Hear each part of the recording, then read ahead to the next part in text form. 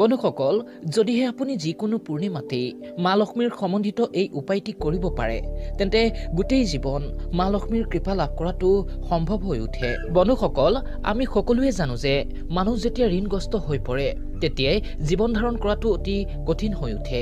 সেয়েহে অৰ্থ সম্বন্ধিত সমস্যাৰ পৰা মুক্তি পাবলৈ হ'লে প্ৰত্যেক পূৰ্ণিমাতেই এই সৰু সৰু উপায়বোৰ কৰি চাব পাৰে, যাতে মা লক্ষ্মীয়ে আপোনাক সুখ শান্তি ও সমৃদ্ধি প্ৰদান কৰে।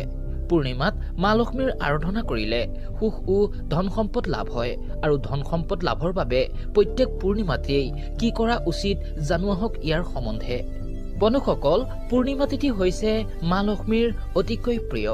গতিকে এই পূৰ্ণিমাৰ দিনটিত পুৱা উঠিয়ে প্ৰথমে নিজৰ হাতৰ তলুৱাৰ ফালে চাব, অৰ্থাৎ প্ৰথমেই মা লক্ষ্মীক দৰ্শন কৰা উচিত। হিন্দু শাস্ত্ৰৰ অনুসাৰে মানুহৰ হাতৰ তলুৱাত মা লক্ষ্মী, সৰস্বতী আৰু গোবিন্দৰ অৱস্থান হয়। গতিকে মা লক্ষ্মীক সন্তুষ্ট কৰাৰ বাবে পূৰ্ণিমা দিনা পুৱা উঠিয়ে প্ৰথমে হাতৰ তলুৱাৰ ফালে চাব।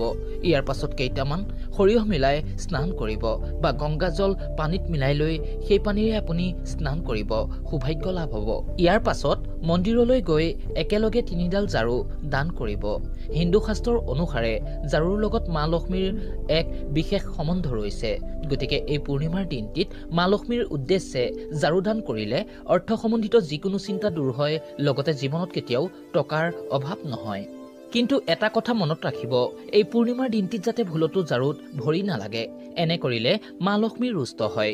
এই দিনটিত নাৰিকল দি মা লক্ষ্মীক ভোগ নিবেদন কৰিব। নাৰিকলৰ আৰু এক নাম হৈছে শ্ৰীফল, যাক মা লক্ষ্মীৰ প্ৰতীক হিচাপে মানা হয়। এই পূৰ্ণিমাৰ দিনটিত মা লক্ষ্মীৰ ফটো বা মূৰ্তিৰ সন্মুখত এগছি প্ৰদীপ জ্বলাই ৰাখিব, আৰু সেই প্ৰদীপ গছিৰ মুখ উত্তৰ দিশ কৰি ৰাখিব। এনে কৰিলে দ্ৰুতভাৱে শ্ৰীবৃদ্ধি ঘটে। মনত ৰাখিব, এই কাৰ্যবোৰ কৰাৰ অৰ্থ হ'ল দেৱী লক্ষ্মীক ঘৰলৈ আমন্ত্ৰণ জনোৱা। বন্ধুসকল, ইয়াৰ বাহিৰেও পূৰ্ণিমাৰ তিথিৰ দিনটিত আহঁত বৃক্ষৰ তলত দেৱী লক্ষ্মীৰ উদ্দেশ্যে অৰ্ঘ্য প্ৰদান কৰিব। মানা হয় যে আহঁত বৃক্ষত দেৱী লক্ষ্মীৰ বাস হয়। গতিকে পূৰ্ণিমাৰ তিথিত আহঁত বৃক্ষৰ তলত ফল ফুল আৰু জল নিবেদন কৰিব, লগতে এগছি প্ৰদীপ জ্বলাই ৰাখিব।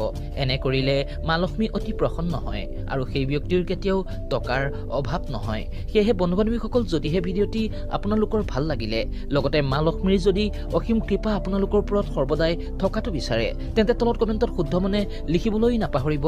জয় মা মহালক্ষ্মী।